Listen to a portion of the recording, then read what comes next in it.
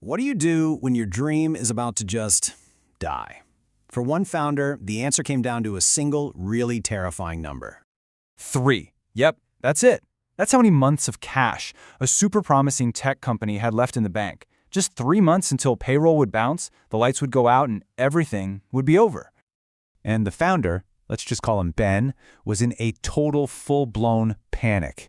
I mean, his dream was turning into a nightmare right before his eyes, and he was watching the clock tick down to 0. So what happened? Well, a key investor had just pulled out, leaving this massive hole in their finances. Time wasn't just running out, it felt like it was sprinting full speed towards a cliff.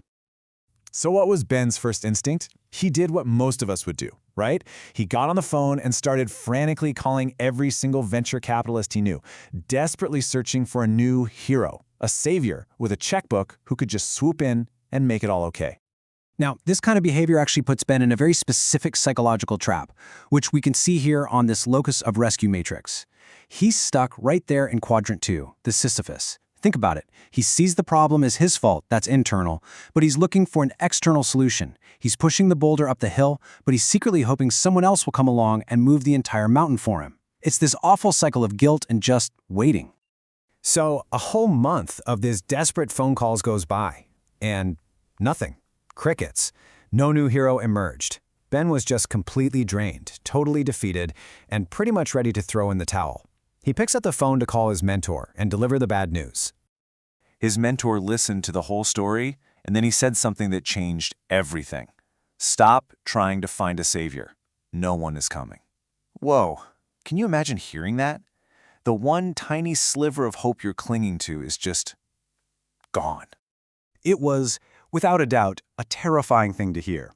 But as that initial shock started to wear off, something else took its place. This strange, unexpected sense of liberation. See, by killing that last shred of hope for an external rescue, his mentor had actually given him something way more powerful. His mentor continued. He said, "You have a product, you have a team, you have customers. Stop acting like a victim and start acting like a founder. You are enough." And this wasn't just advice, it was a profound shift in perspective. The power wasn't out there in someone else's wallet. It was right here, in the room, all along. Ben walked into the office the next day a completely different person. The panic was gone, replaced by this steely sense of ownership. He gathered his small team together, laid out the brutal new reality, and with it, a plan. The plan was simple, and it was brutal. First, freeze all new development. Just stop. Second, call every single customer and ask them to prepay for a year of service. Third, everyone, and that includes Ben, would cut their salaries in half. The message was crystal clear. We are going to save ourselves. And with this new plan, Ben's position on that matrix shifted big time. He moved from being Sisyphus all the way down to quadrant 4, the self-rescuer. He now saw both the problem and the solution as internal. He accepted full responsibility. This, right here, is the state of true psychological independence.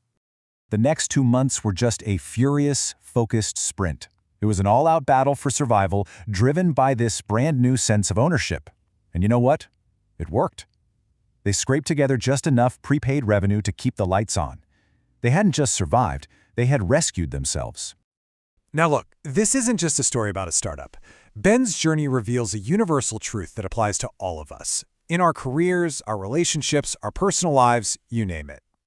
It's called the rescue delusion. It's that deep subconscious belief we carry around from childhood that someone else, a parent, a boss, a partner, is going to show up eventually and just fix our problems for us. And let me tell you, this belief is probably the single greatest obstacle to our own growth. And this is the core insight of this whole thing. The phrase, "no one is coming," isn't meant to be terrifying, it's meant to be empowering. The absence of a savior isn't abandonment, it's a declaration of your own capability. The power was always yours. So how do you actually apply this? Well, here's a simple playbook. First, identify your rescue fantasies. Who are you subconsciously waiting for? Second, reframe "no one is coming" into the powerful mantra, "I am enough." Third, practice self-rescue in small ways. Try solving a minor problem yourself before asking for help. And finally, build your relationships from a place of strength, not from a place of need. So I'll leave you with this question. Take a hard look at your life right now. In what area, your career, your finances, your happiness, are you secretly, quietly waiting for someone else to come and save you? Because the moment you stop waiting, that's the moment you can finally begin to save yourself.